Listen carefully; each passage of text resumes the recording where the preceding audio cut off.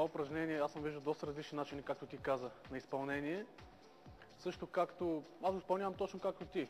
Като пълно хубаво раменете напред и придърпвам лопатките хубаво назад, но съм виждал хора, които правят нещо доста по-различно. Мога да покажа дори. С удоволствие ще видим. Само че спъвки браните, тъй като не Свали, съм загрял. си загрял, да.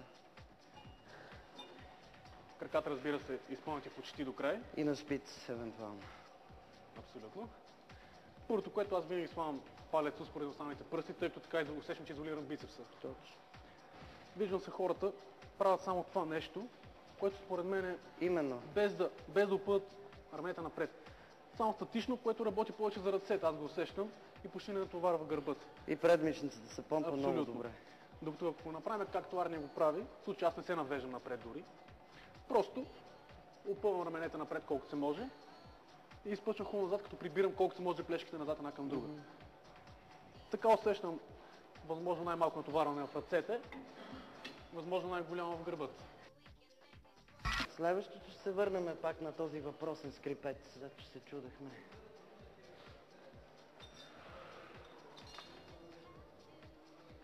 С тесен подхват. Тук вече тялото е в по-изправено положение. Кръста задължително стегнат.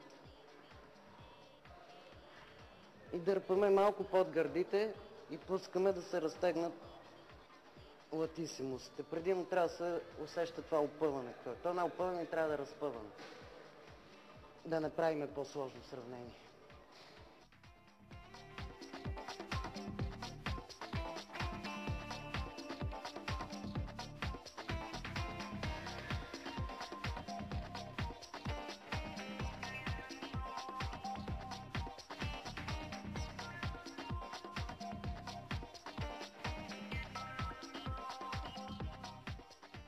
Има една приказка, че гръб се прави с 3 упражнения. Набирания, чукчета и тяга. Това са според мен най-добрите упражнения за гръбът. Съгласна ли си? По принцип да, като базови упражнения основно. Ние сега ще изпълним чукчета, широк хват или подхват? Широк. С широк хват. Подхват не ми е удобно, аз съм с дълги ръце и докато ги сгъна, тия мотовилки, докато ги прибера, много ми е сложно. С широкия хват натоварваме повече по-горната част, повече трапеца.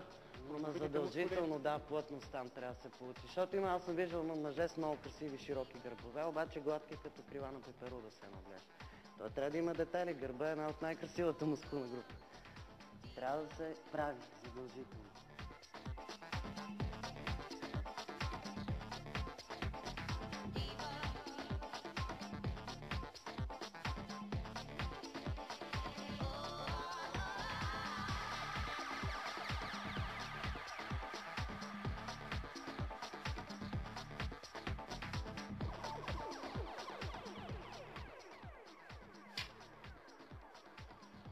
Както за това, така и за останалите упражнения за гръб, трябва хубаво да стегнем както корема, така и кръстим цялото тяло. Да, понякога. Задължително. Да, задължително. Хубаво е дори да загреем и кръста преди това упражнение, тъй като доста се натоварва. Кога започна да тренираш и кога професионално, естествено? В България няма професионален бодибилдинг. Не професионално, но да се занимаваш това да бъде част от твоя живот.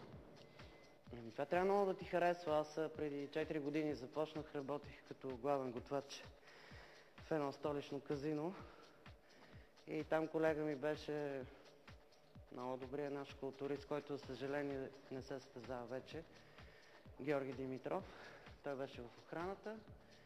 И така стана въпрос. Аз не го познавах от преди това. Направи ми впечатление, някаква невероятна фигура и приказки. От тук там един ден ми каза: Милено, айде направи една фитнес състезателка. Аз въобще си нямах хабер от това. И тогава отидахме двамата при Калин Неделчев, който е човека, който едва ли не ме е научил как се държат дъмбели и как се влиза в залата и коя машина за какво е, до най-големите тънкости, за което съм му безкрайно признателна. И Калин така ме огледа, като ми обясни фитнеса там, какви салта, какви гимнастически, така, викам: о, не, аз съм 1,72 и тъжа и като се запреметам, то ще е нещо страшно. И той Калин така, не знаеш това колко черазна усмивка има тук за зъбе. Да, май да вика една културистка. Вика, знаеш ли как, вика, ще станеш добре. Написа ми диета, написа ми тренировка, оставим един месец да тренирам. И след месец дойде, явно имало ефект, защото каза, че е много доволен. Жоро му учеше да позирам. Аз затова първите 1-2 години позирах като мъж с груби движения, ама то по залите няма културистки, той по улиците няма. И няма по принцип, колко още 2 години работих в казиното и просто видях, че спорта и готвенето, готварството е страхотно като професия, обаче е много хамалска работа. Но не е тази хамалогия, която е в залата, съвсем друга. И просто трябваше да избера едно от двете. Аз даже си спомням, докато започвах с културизъм, по това време играех и ръгби.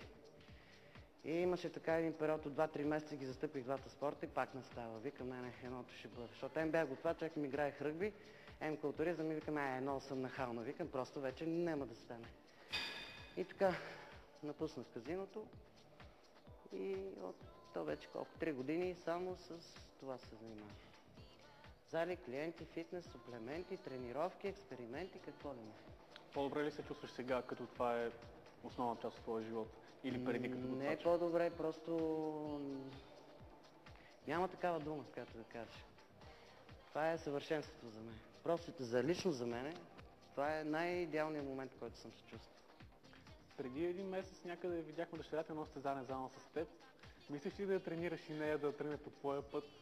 Да, миличката, тя много имаше желание и беше много срам. Даже си спомням, че аз се подавах зад колисти и тя през цялото време гледаше мама да види. Ами не, тя замина за Париж да живее при баща си. До години сестра и ще замина и ще си идват само лятната ваканция. Но тя игра известно време волейбол в Левски Сиконко при една моя бивша съученичка и доскоро играеше треньор Марина Марик. И самата фигура й позволява, но прекалено е малка. Просто за възрастта си добре стоеше на сцената.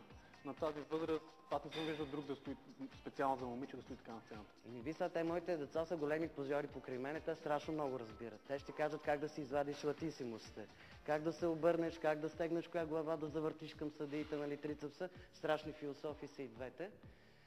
Но смятам, че един културист стига в семейството. Аз съм казал лекоатлет, ръгбист и културист имаме.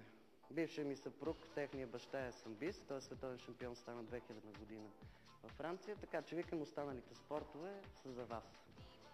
Може би няма да станат състезателки. И това не ми е цел. Нямам такива амбиции. Каквото им харесва, за каквото ги бива и ги влече, това да правят. Но спорт задължително. Голямата игра е тенис. Малката сега предполагам, че ще ходи и тя на тенис във Франция. И това е наплуване и такива. Нищо сериозно определено с някаква цел такава състезателна. Просто спортуваме за здраве. Да, трябва да спортуват. Всички деца трябва да спортуват, нали, доколкото позволяват възможностите, защото така стават по-организирани, имат някакъв ред и нямат време да си мислят за глупости. Нали, това е много шаблонен израз, но е много прави, защото лоши деца няма, има лоши родители. Кое ще бъде нашето следващо упражнение в тази програма за гръб? Ще пробваме с мъртва тяга, като част от тренировката. С малко смешни килограми, но винаги има оправдание. Аз казвам, аз съм възрастна и ми е простено.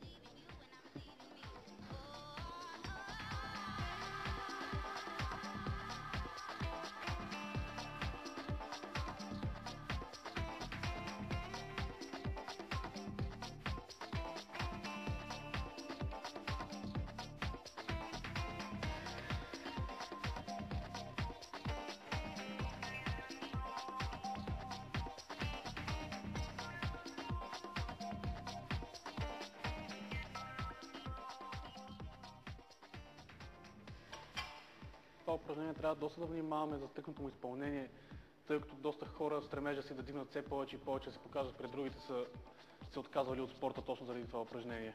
Да, винаги казва как точно да го изпълняваме и какво да избягваме.